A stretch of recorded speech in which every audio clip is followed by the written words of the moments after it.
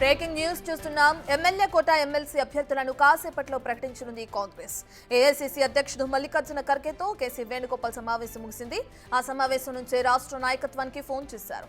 ఒక్కో సామాజిక వర్గం నుంచి 3 పేర్ల చొప్పున అభ్యర్థులను సూచించాలని కోరారు. వెంటనే పంపడంతో తుది కసరత్తు జరుగుతుంది.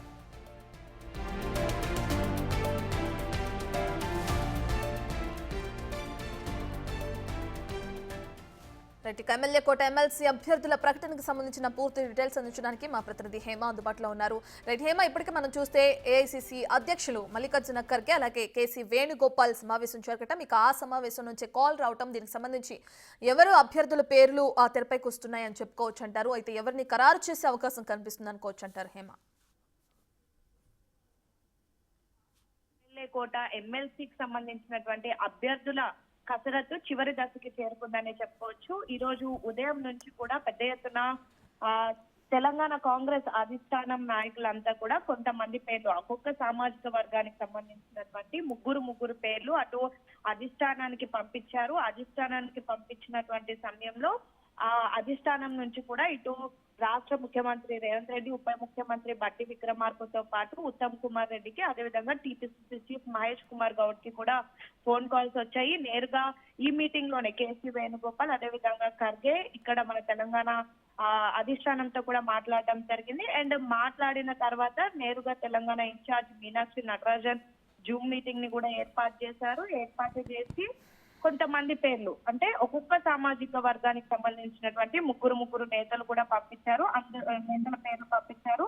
అందులో ప్రధానంగా మైనారిటీ నుండి సబ్బీర్ అలీ, అజరుద్దీన్ పేర్లు పంపించినట్టుగా మనకి కీలక సమాచారం ఉంది. అదేవిధంగా బీసీ సామాజిక వర్గం నుండి బి హనుమంతరావుతో పాటు వినయ్ కుమార్, ఎగ్గే మల్లేశం పేర్లు కూడా పంపించారు. ఇక ఎస్టీ సామాజిక వర్గం నుంచి శంకర్ నాయక్, నెహ్రూ నాయక్ పేర్లు అధిష్టానానికి చేరుకున్నాయి. ఎస్టీ సామాజిక వర్గం నుండి అద్దంకి దయాకర్ తో పాటు రాచమల్ల సిద్ధేశ్వర్ పేర్లు కూడా ప్రస్తుతం హైకమాండ్ కి చేరుకున్నాయి. ప్రస్తుతం అటు ఏఐసీసీ అధ్యక్షులు మల్లికార్జున ఖర్గే అదేవిధంగా కేసీ వేణుగోపాల్ కి సంబంధించినటువంటి భేటీ కూడా ముగిసింది. దాదాపు గంటన్నర పాటు కూడా ఈ సమావేశం కొనసాగింది. ఇందులో ప్రధానంగా కూడా తెలంగాణలో ఎమ్మెల్సీ అభ్యర్థుల ఎంపికపై చర్చ జరిపారు. అయితే ఈ సమావేశం నుండే నేరుగా మన తెలంగాణ నేతలతో కూడా ఫోన్ లో మాట్లాడారు. ఇక ఎట్ ఎనీ కాస్ట్ మరొక గంటన్నరలో కూడా ఎమ్మెల్యే కోట ఎమ్మెల్సీ అభ్యర్థుల లిస్ట్ అయితే రిలీజ్ చేయనున్నారు. ఇందులో ప్రధానంగా ఎవరు పేర్లు ఖరారు చేశారు అనేది మాత్రం అంత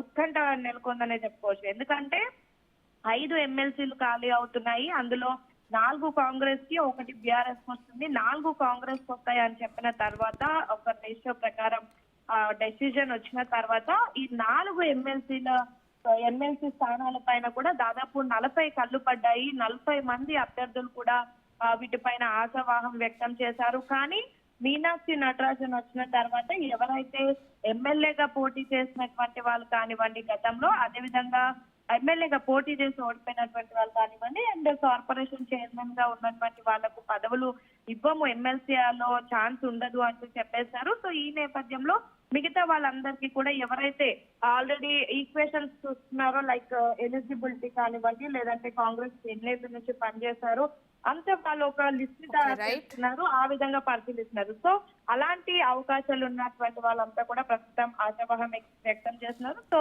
మరి కాసేపట్లో ఎగ్జాక్ట్ గా 1.5 అవర్లకు కూడా తెలంగాణ రాష్ట్రానికి సంబంధించిన ఎమ్మెల్యే కోట ఎమ్మెల్సీ అభ్యర్థులను ఇటు హైకమాండ్ అయితే ప్రకటించనుంది. Right, thank you Hema.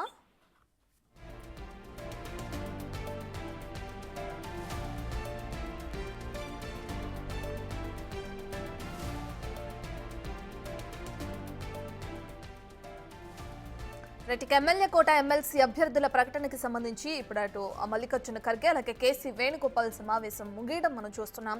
ఈ సమావేశంలో ఎటువంటి నిర్ణయాలు తీసుకున్నారు, ఏ అభ్యర్థులను ఖరారు చేసే అవకాశం కనిపిస్తుందనే డీటెయిల్స్ అందించడానికి మా ప్రతినిధి శివ లైవ్ లో జాయిన్ అవుతున్నారు.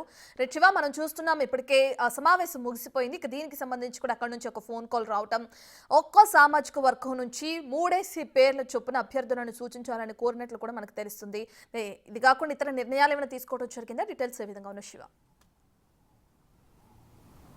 రైట్ రత్న, అందరూ ఉత్కంఠగా ఎదురు చూస్తున్న ఎమ్మెల్యే కోట ఎమ్మెల్సీ స్థానాలకు సంబంధించి ఆశావాహులైతే గంటకు ఉత్కంఠగా ఎదురు చూస్తున్నారు. అధిష్టానం నుంచి ఎటువంటి ప్రకటన వస్తుంది, ఇటు రాష్ట్ర నాయకత్వం నుంచి ఎటువంటి పిలుపు వస్తున్నట్టు కూడా అందరూ ఎంతో ఉత్కంఠగా ఎదురు చూస్తున్న పరిస్థితి కనిపిస్తూ ఉంది. నిన్న రాత్రి నుంచి కూడా సీఎం ఢిల్లీ వెళ్తారు, ఢిల్లీ సమావేశం అయిన తర్వాత అధికారిక ప్రకటన చేస్తారంటూ కూడా అందరూ కొంత ఊహాగానాలు వ్యక్తపరిచారు. కానీ సీఎం ఢిల్లీ పర్యటన ఇప్పటి వరకు అధికారికంగా ఖరారు కాలేదు. అంటే ఈరోజు ఉదయం 9 గంటలకు బయలుదేరాల్సి ఉంది. కొన్ని కార్యక్రమాలు ఉన్న నేపథ్యంలో రీషెడ్యూల్ చేస్తారు. ఆ రీషెడ్యూల్ ఈ రోజు ఉంటుందా లేదనేది కూడా చూడాల్సి ఉంది. కానీ ఇప్పటికే మీనాక్షి నటరాజన్ రాష్ట్ర నాయకత్వంతో జూమ్ మీటింగ్లో మాట్లాడారు. దాని తర్వాత కాంగ్రెస్ పార్టీ జాతీయ అధ్యక్షులు మల్లికార్జున ఖర్గేతో కాంగ్రెస్ సంస్థాగత వ్యవహారాల ఇన్ఛార్జ్ కేసీ వేణుగోపాల్ కీలక భేటీ జరిగింది. ఈ భేటీలో ఇటు మీనాక్షి నటరాజన్ అలాగే రాష్ట్ర నాయకత్వంతో కూడా ఫోన్లో చర్చలు జరిపినట్లుగా కూడా తెలుస్తుంది.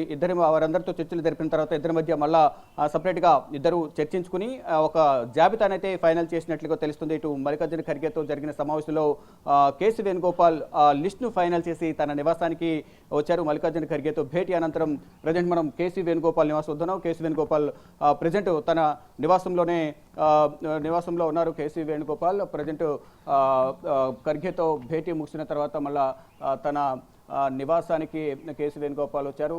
లిస్ట్ అయితే కేసీ వేణుగోపాల్ చేతిలో మనకు కనిపిస్తోంది. అధిష్టానం తీసుకున్న నిర్ణయం కానీ ఇటు పీసీసీ తీసుకున్న నిర్ణయం కానీ ఇలా వీరందరితో చర్చించిన తర్వాత మల్లికార్జున ఖర్గే అలాగే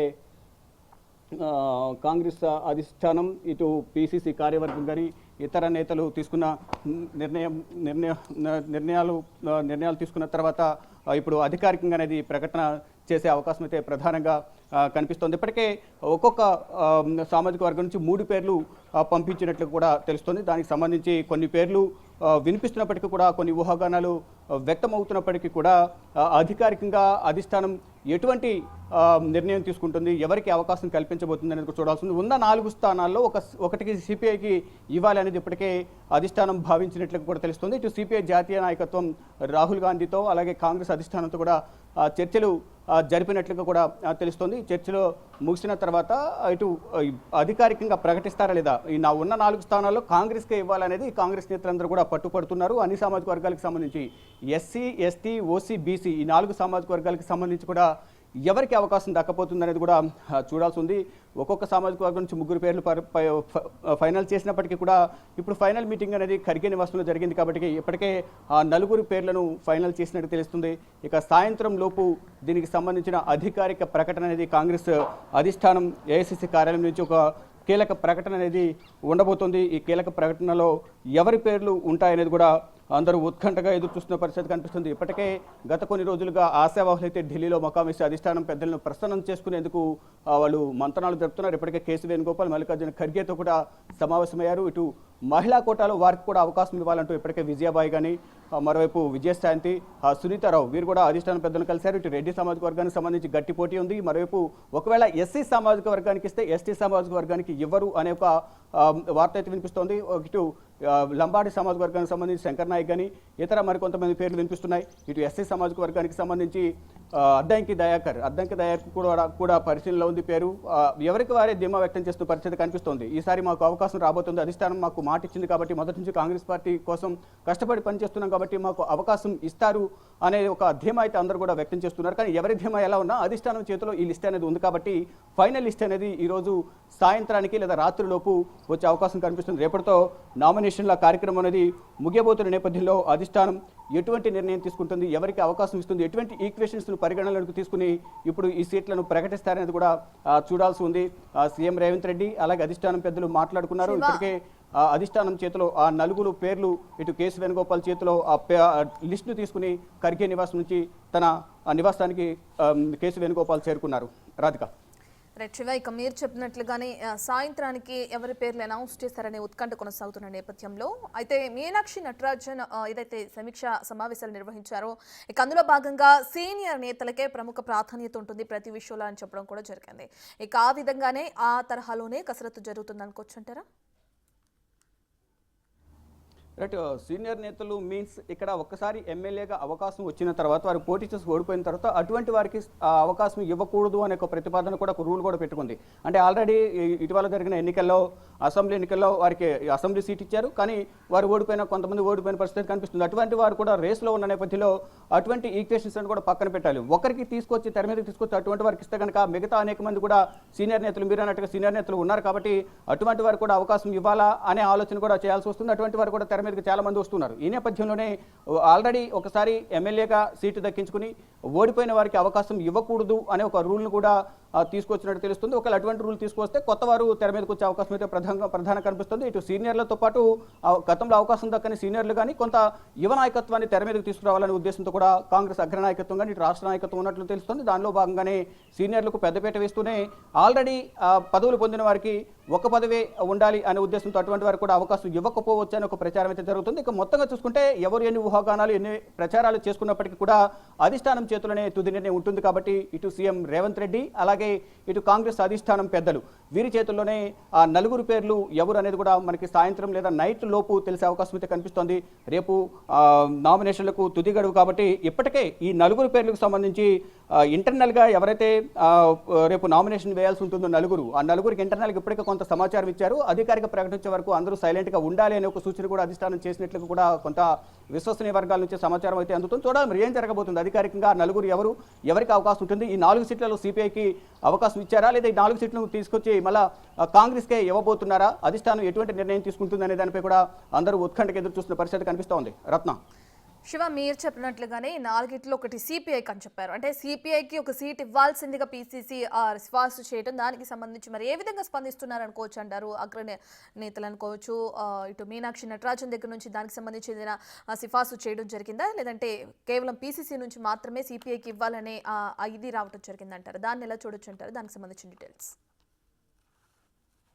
రైట్. ఇటు సిపిఐకి సంబంధించి జాతీయ నేతలు కూడా రాహుల్ గాంధీతో చర్చలు జరిపారు. దానిలో భాగంగానే ఒక సీట్ను ఉన్న 4 స్థానాల్లో ఒక ఎమ్మెల్సీ మాత్రం కంపల్సరీ సిపిఐకి ఇవ్వాలని ఒక ఒప్పందం కుదిరింది అనేది ఒక ప్రచారం జరుగుతోంది. దానికి సంబంధించి అధికారికంగా తెలియాల్సి ఉంది. కానీ ఉన్నది 4 స్థానాలే కాబట్టి ఫర్దర్గా నెక్స్ట్ వచ్చే గవర్నర్ కోటాలో సిపిఐకి అవకాశం ఇద్దాము. కానీ ఇప్పుడు ఆశావాహులు ఉన్నది 4 స్థానాలు, పోటీలో ఉన్నది 30 నుంచి 40 మంది పైగా అభ్యర్థులు ఉన్నారు. వారికి అవకాశం కల్పించాలి కాబట్టి అందులో సామాజిక వర్గాల ఈక్వేషన్స్ను ప్రతిపాదనలోకి తీసుకుని ఏదైతే సామాజిక వర్గాలన్నింటి కూడా చూడాల్సి ఉంటుంది. అన్ని సామాజిక వర్గాలను తీసుకుని వారికి సీట్లు కేటాయించాల్సి ఉంటుంది. కాబట్టి ఇటు రెడ్డి సామాజిక వర్గం నుంచి గట్టి పోటీ ఉంది, మరోవైపు ఎస్సీ ఎస్టీ కూడా పోటీలో ఉన్నారు, మరియు బీసీ సామాజిక వర్గానికి సంబంధించి కూడా అందరూ పోటీలో ఉన్నారు. కానీ ఏ సామాజిక వర్గానికి పెద్దపీట వేయబోతుంది, ఒకవేళ సిపిఐకి ఒక స్థానం వెళ్ళిపోతే 3 స్థానాలు ఏ విధంగా ఏ ఈక్వేషన్స్ ఆధారంగా ఈ సీట్లను కేటాయిస్తారనేది కూడా చూడాల్సి ఉంది. అది కూడా ఈరోజు సాయంత్రం 6 గంటలు 7 గంటల మధ్యలో లేదా రాత్రికి తెలిసే అవకాశం అయితే ప్రధానంగా తెలుస్తోంది. Ratna. Right, thank you for the update Shiva.